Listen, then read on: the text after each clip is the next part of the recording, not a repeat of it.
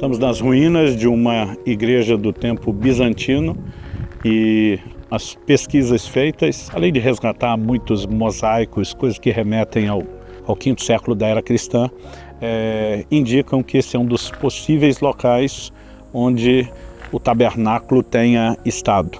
Ao longo da nossa visita, são 3 locais, e 3 estamos falando simplesmente na ordem que avançamos parque adentro, não necessariamente uma ordem de importância ou de data, mas a questão entre os estudiosos do assunto é que não temos que tentar entender se esteve em um ou outro lugar, mas a grande probabilidade, a maioria assinala, é que ele tenha estado em todos eles, porque o tabernáculo de Deus ficou aqui por alguns séculos.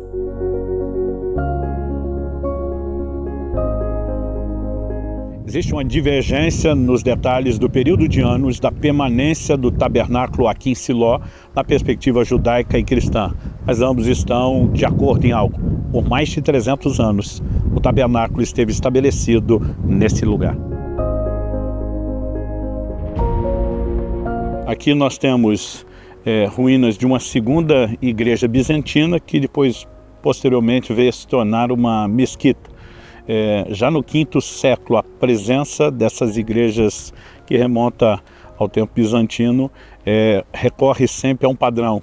Eles saíam marcando o território dos lugares dos eventos bíblicos numa época onde isso não tinha, em termos de terreno e construções, sido tão contaminado. Então essas coisas acabam também sendo valorizadas como parte do processo de localizar com um pouquinho mais de precisão os lugares mencionados na Bíblia. Aqui nós temos as ruínas e o lugar de pesquisa do que foi a segunda área onde o tabernáculo possa ter estado. Aqui, ao fundo, uma construção moderna, onde a gente tem uma exibição da história bíblica de Siló em todos os momentos importantes e significativos, que é muito bem apresentada. Das 3 áreas onde o tabernáculo possa ter estado aqui em Siló, essa é considerada a mais antiga e, portanto, interpretada como sendo o lugar onde Ana teria feito a sua oração para que Deus abrisse a sua madre. Atualmente, estamos dando destaque aqui ao fundo, o sítio arqueológico continua em contínua escavação e exploração de toda essa área. Andando aqui por esse sítio arqueológico de Siló, visitando cada um dos 3 lugares onde o tabernáculo possa ter estado, não tem como a mente da gente não ser provocada com a lembrança dos relatos bíblicos que, por sua vez, aqui dentro foram alimentados por um holograma, uma projeção fantástica do tabernáculo nas suas dimensões. Também um filme falando dos principais momentos de Siló na Bíblia. Não tem como a gente não parar para pensar no quão especial esse lugar foi, onde pelo menos 3 vezes ao ano os judeus vinham para cultuar, adorar a Deus, pensar na manifestação da presença de Deus nesse lugar. Mas de repente, imaginar que tudo isso foi, no final das contas, objeto de juízo, porque voltaram as costas ao Senhor e essa casa foi abandonada, é o que aperta o coração, mas nos traz um lembrete da importância do temor do Senhor na maneira como relacionamos com Ele.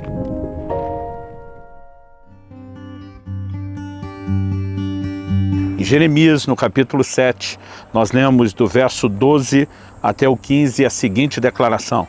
O Senhor diz: mas vão agora ao meu lugar que estava em Siló, onde no princípio fiz habitar o meu nome, e vejam o que lhe fiz por causa da maldade do meu povo de Israel. Agora, visto que vocês fazem todas essas coisas, diz o Senhor, e eu falei muitas e muitas vezes, mas vocês não me ouviram, chamei, mas vocês não me responderam, farei também com esse templo, que se chama pelo meu nome, no qual vocês confiam, e com este lugar, que dei a vocês e aos seus pais, o mesmo que fiz com Siló. Vou expulsar vocês da minha presença, como expulsei todos os seus irmãos, toda a posteridade de Efraim.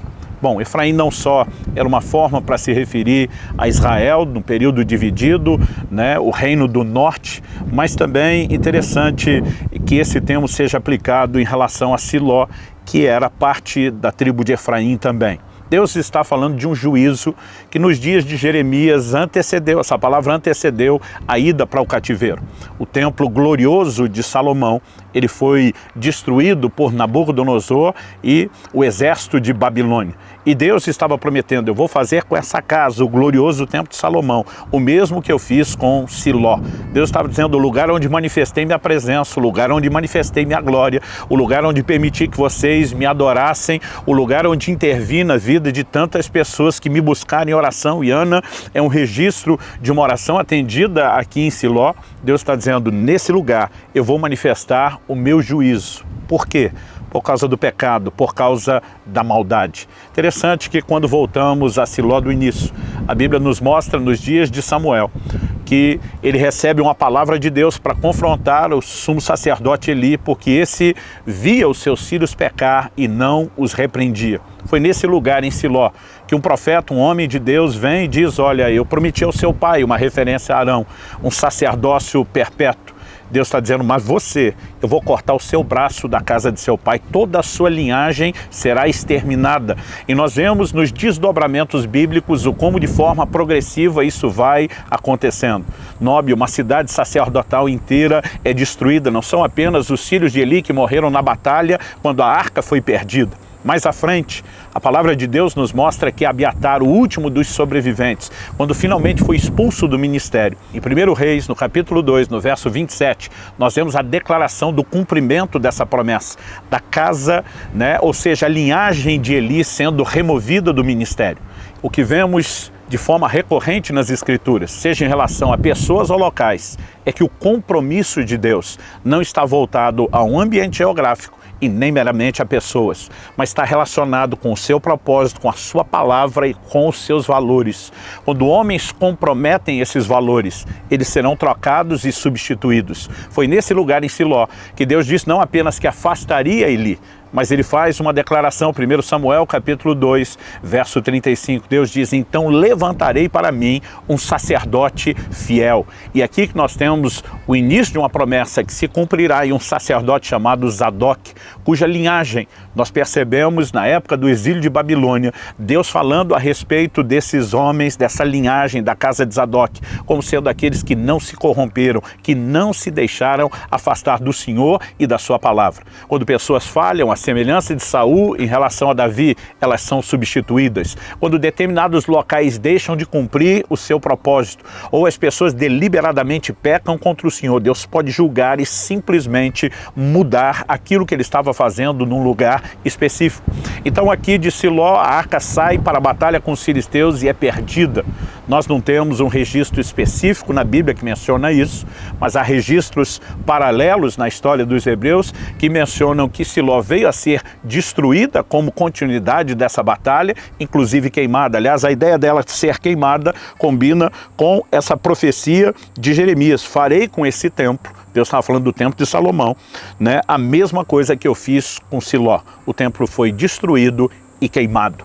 Bom, o que nós percebemos é que o ciclo aqui se encerra. Quando Davi recupera a arca muito tempo depois, ele não a traz de volta a Siló, porque já não havia um tabernáculo em Siló. Ele improvisa um tabernáculo, clama a Deus pelo privilégio, a honra de construir uma casa, direito que foi dado e concedido a Salomão. Agora, essa casa construída por Salomão, onde a Shekinah, a glória de Deus, também havia se manifestado, onde intervenções extraordinárias aconteceram, onde Deus disse, se vocês aqui invocarem o meu nome, eu atenderei, ela também está sendo ameaçada e foi destruída. No período do pós-exílio de Babilônia, quando retornam do cativeiro, eles vivem liderados por Esdras uma reconstrução.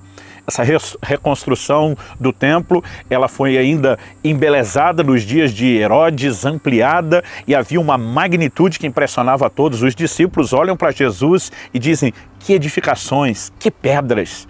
Enquanto eles estão empolgados com aquilo tudo, o Senhor Jesus responde, não ficará pedra sobre pedra que não seja derrubada. Ou seja, em cada um dos lugares onde o nome de Deus foi habitado, casas onde Deus se manifestou, é certo que elas não seriam permanentes. Na pregação de Estevão, ele vai declarar posteriormente, Deus não habita em templos feitos por mãos humanas, porque isso eram figuras daquilo que ele faria por meio da sua igreja, da sua casa, que diz Hebreus capítulo 3, verso 6, somos nós, mas mesmo antes da progressão da revelação, o juízo mostra a seriedade com que Deus trata os seus princípios e a sua palavra. Isso deveria trazer temor nos nossos corações. Temor nos nossos corações com Deus, que nos chama a um lugar de profundo comprometimento com Ele. Esse ambiente da casa de Deus é um ambiente onde o pecado não deve ser tolerado. Nós lemos em Números 25 que quando Finéias, filho de Eleazar, o filho de Arão, portanto neto de Arão, toma uma lança e simplesmente executa juízo, interrompendo um ato não só de prostituição, mas de idolatria, Deus fala a respeito de Finéias: eu farei com ele a aliança do sacerdócio perpétuo. O que Deus sempre esteve procurando para perpetuar no meio dos seus ministros, daqueles que o serviriam, é um DNA de compromisso, de seriedade com Ele, de santidade, um DNA de um posicionamento firme na luta contra o pecado. Nós sabemos que os homens são falhos e quando falham a semelhança de Davi, em arrependimento podem ser restaurados. Isso não significa que a mensagem da graça e do favor de Deus que pregamos seja uma mensagem que deixa as pessoas confortáveis para brincar com o pecado que deveria não só ser evitado, mas contra o qual deveríamos lutar. A ideia de lutar contra o pecado, ela não apenas permanece na nova aliança, ela ganha uma expressão ainda maior. Aliás, em Hebreus, no capítulo 12, a Escritura diz lá no verso 4, ora, na vossa luta contra o pecado, ainda não resististes até o sangue. Ele está dizendo, lute se necessário for, ao ponto de derramar o sangue. A expressão que significa lute até a morte. E nós precisamos entender a seriedade desse posicionamento no relacionamento com Deus. O pecado tem afastado o homem de Deus desde o princípio. Quando olhamos para a queda, tudo começou com o pecado. Toda a tragédia escrita ao longo da história da humanidade tem o mesmo pano de fundo, o mesmo ponto comum, o pecado. E quando partimos para além de uma queda, para o ato de deliberada rebelião contra Deus, os juízos também se manifestam de uma forma diferenciada. Quando eu olho para as Escrituras e vejo cada uma das ações de Deus relacionadas a esse lugar, a maneira como Ele julga Eli e seus filhos, como Ele extermina toda a linhagem sacerdotal a partir de Eli, dizendo, nenhum de vocês terá participação na minha casa e no meu ministério, a promessa de um sacerdócio fiel levantado depois. Então, quando posteriormente, em Zadok, que foi sacerdote junto com Abiatar, se cumpre a palavra de Deus a Eli, vou remover sua casa e então levantarei um sacerdote fiel, nós vemos algo interessante. Quando você vai estudar a linhagem de Zadok, ele procede de quem? De Finéias, com quem Deus tinha feito aquela aliança de um sacerdócio perpétuo. Quando você chega em Esdras, o grande sacerdote reformador, qual é a linhagem de Esdras? Ele procede de Zadok, que por sua vez procede de Finéias. Deus sempre deu oportunidades a outros grupos, mas sempre que falhavam, Deus recorria àquela linhagem que de alguma forma conseguiu transmitir um DNA. Não estou falando de algo natural, estou falando do temor de Deus que se produz por meio do ensino, por meio do bom exemplo, e nós precisamos entender a importância de tanto na linhagem natural a criação dos nossos filhos, como na linhagem espiritual a formação dos nossos discípulos. Seja pelo exemplo, seja pelo ensino, seja pela repreensão, transmitir uma consciência de seriedade e compromisso para com Deus. Quando ando hoje em Siló, o coração aperta, porque o que vemos é uma casa que foi abandonada. Quando olhamos para o templo de Jerusalém, a mesma história se repetiu. Quando vemos a restauração do templo, também a mesma coisa se repetiu. Uma declaração que Jesus faz quando entra em Jerusalém é dizer, eis aí, abandonada é a vossa casa. Há momentos onde, por conta da rebeldia, o próprio Deus, ele vira as costas. O que eu e você precisamos entender, que ao longo das Escrituras, esse Deus misericordioso, que sempre oferece oportunidades de arrependimento, ele também deixa claro uma mensagem para que a gente não brinque com o pecado. Quando falamos da igreja, a casa de Deus atualmente, a pergunta a ser feita é, será que podemos viver algo parecido com o que aconteceu aqui em Siló? de onde se perde a arca, e a pergunta é por que se perdeu a arca? Porque a trataram não mais como algo que representava a presença de Deus no sentido de devoção e reverência, mas passaram a tratá-la como se fosse uma espécie de amuleto. Perderam a primeira batalha, e a arca, que já não era devidamente reverenciada, num ambiente de culto onde havia prostituição, corrupção, desrespeito total a Deus, eles agora levam a arca ao campo de batalha, quase como quem diz, esse amuleto garante a nossa vitória. Não só não garantiu, como a arca se perdeu. Agora, curioso é observar a geração que a trouxe de volta, como a de Davi. Uma geração que tem uma maneira ou um foco de relacionar com Deus completamente diferente. Davi levanta uma tenda, coloca a arca no meio, coloca os levitas em volta para 24 horas por dia, 7 dias por semana, seguirem declarando: o Senhor é bom, sua bondade dura para sempre. Sabe o que é interessante? Eles não estavam em volta da arca pedindo absolutamente nada. O foco daquele culto era adoração.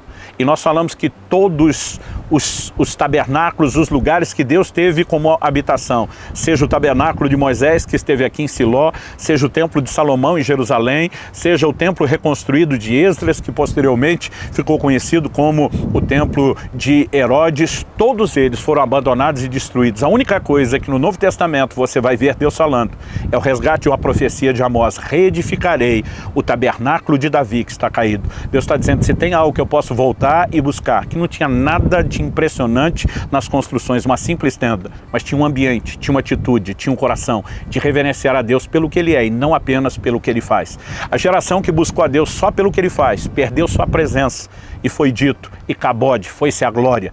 Mas a geração de Davi, que reverenciou a presença, focando primeiro quem ele era, foi uma das que mais experimentou o que ele podia fazer. Viveram conquistas que desde os dias de Josué nunca tinham sido vividos. Porque quando nos relacionamos com Deus da forma correta, é inevitável que a gente experimente a bênção. A Bíblia diz que Deus é galardoador daqueles que o buscam. O problema é que muitas vezes nós achamos que temos que buscá-lo só pelo galardão, só pela bênção. O relacionamento com Ele, inevitavelmente, garante que bênçãos nos acompanhem. Mas buscá-lo somente por causa das bênçãos garantirá um final semelhante ao que eles experimentaram: perder a presença. Que Deus nos ajude, como igreja do tempo atual, a não perder a presença, a manifestação genuína de Deus, que não comunga com o pecado e com gente que deliberadamente colide contra os princípios da sua palavra. Compromisso de Deus, o Deus que não pode mentir, é com a sua palavra, é com o seu propósito, antes de você imaginar que seja apenas com o ambiente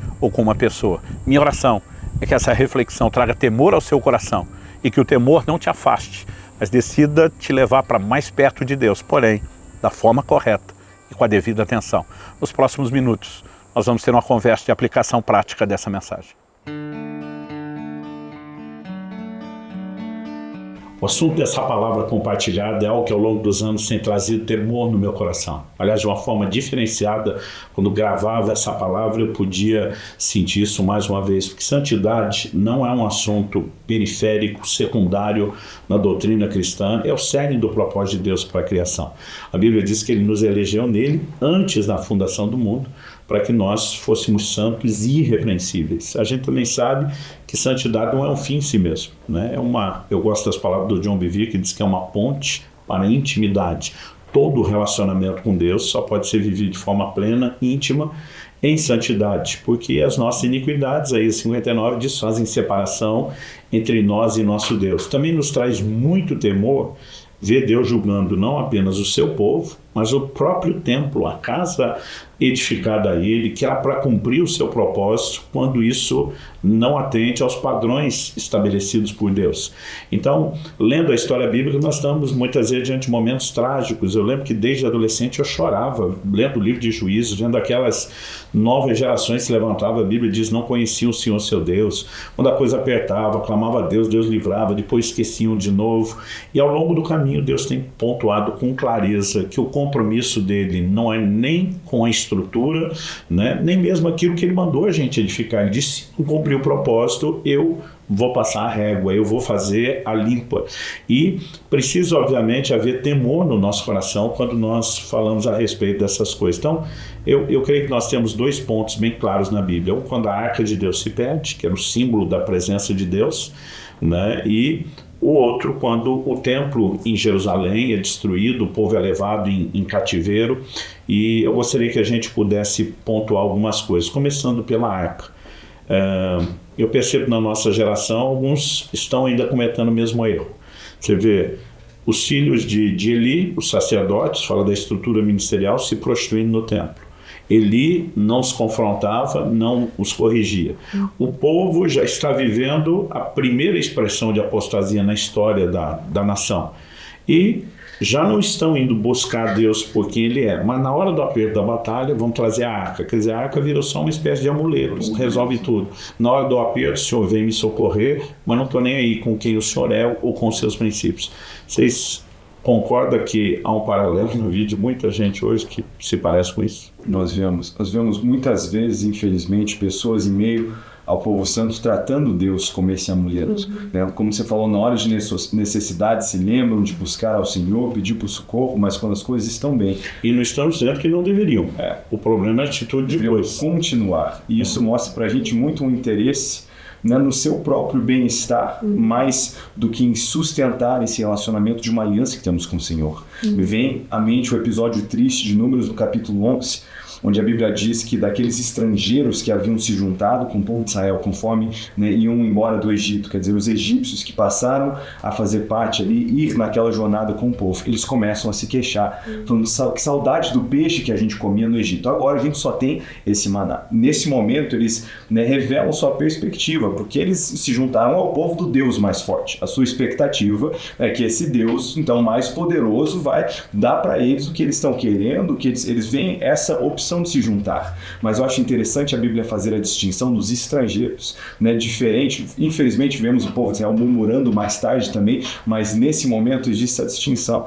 Eu acho que muitas vezes filhos de Deus se comportam como estrangeiros, como alguém que diz, a gente não está, né, servindo o Deus mais forte que deveria me trazer conforto, ao invés de sentir o peso, né, de participar na aliança, porque o povo de Israel ali naquele momento pelo menos tinha essa consciência da aliança que o Senhor tinha com eles, que Ele havia acabado de fazer, e nós não podemos comportar desse jeito. Me faz pensar também no episódio onde Jesus, depois, né, de multiplicar o pão, tem muitas pessoas ali o seguindo, querendo fazer dele rei. Jesus diz, esse povo está me seguindo porque eles querem pão, não é atrás da minha mensagem. Existem segundos interesses de uma vida de zelo, nos leva a buscar ao Senhor por quem Ele é, né? Levar a sério a obediência, o compromisso, e mesmo quando nos custa, honrar o senhorio de Cristo.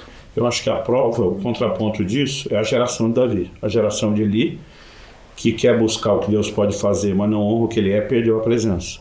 Davi, que traz a arca, ele traz com culto, com celebração, levanta a tenda onde a arca vai ter, né, não oração e súplica por necessidade, mas adoração incessante, 24 horas por dia, 7 dias por semana.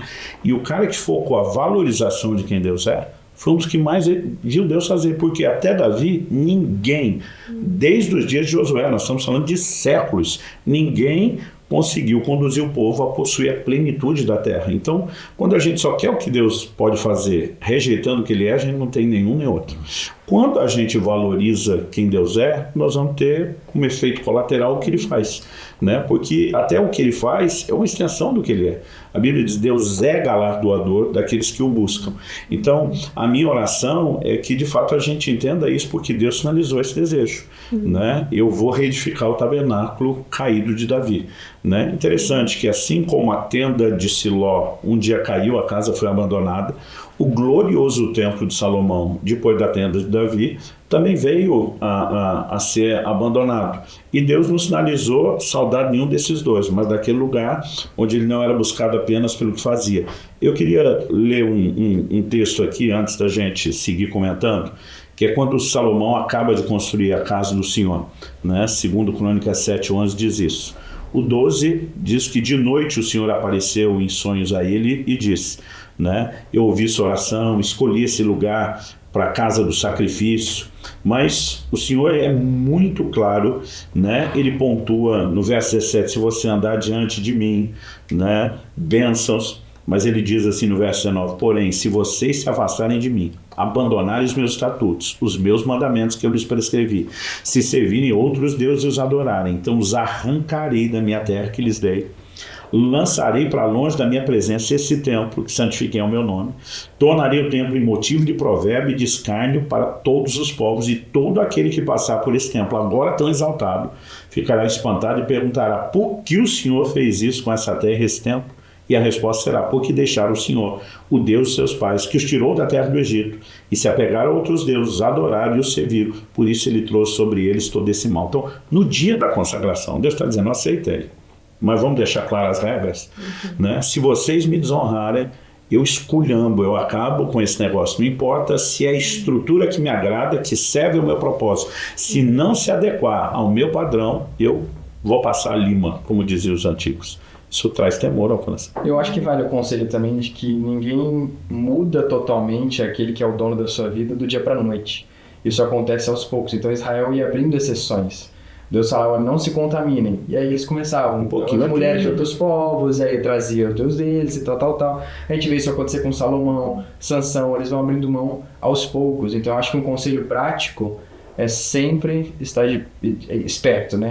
A Bíblia fala a respeito daquele que está de pé, cuide para que não caia, né? É um conselho para aquele que está bem.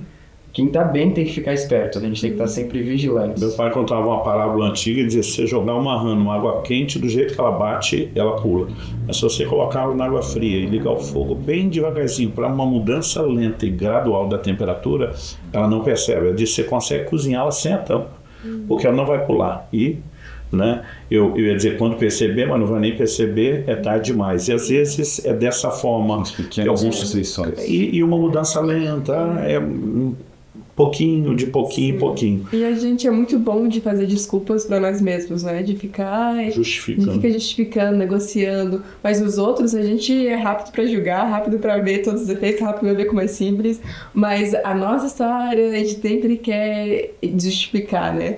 E deveria ser o contrário, a gente deveria ser zeloso com nós mesmos, rápido para se arrepender, rápido para não negociar, né, nossos valores. E com os outros a gente não precisa ser tão rápido, né, porque a gente... E lembrar de não viver de aparência, porque até os templos que eram super impressionantes aos olhos humanos não tinham aquilo que realmente agradava ao Senhor. E na nossa vida, às vezes, superficialmente, pode parecer que a gente está indo super bem, mas a obediência completa não é apenas aquilo que está do lado de fora, mas Deus vê aquilo que está do lado de dentro. Então a gente tem que entender que a santificação vai mudar o nosso coração. Aliás, Jesus falou dos fariseus que eram sepulcros caiados, né? Do lado de fora, tudo muito bom, mas do lado de dentro, podridão. Falando do coração, do nosso coração, da condição humana, né? Acho que um exercício que a gente pode fazer também é pensar na condição que eu estou hoje. Eu estou servindo a Deus, mas e se a minha vida começasse a ir para um lugar ruim? Tipo assim, as coisas começassem a dar errado. E se problemas começassem a chegar, minha situação de vida piorasse? E se eu passasse dificuldade financeira? E se tudo isso acontecesse? Eu abriria a mão de tudo aquilo que eu tenho servido ao Senhor? Eu abriria a mão de servir a casa de Deus? Eu deixaria de amar o meu Senhor? Né? Esse foi o teste que Jó passou e que muitos cristãos hoje não estão dispostos a passar. Eu acho que aí entra a importância de lembrar da ceia memorial, onde Jesus disse: vocês vão fazer isso em memória de mim. Né? Não é que a gente teria amnésia, mas é a recordação contínua do preço, do sacrifício, aquela autoavaliação, né? Porque a Bíblia diz para não participar de modo indigno. Então surge indignidade, a Bíblia não diz: se tiver algo indigno, não toma. Ele examine e coma. Então tem que consertar. Então, que de forma prática a gente possa não apenas viver um autoexame contínuo, mas o que eu gosto de chamar de exame do alto.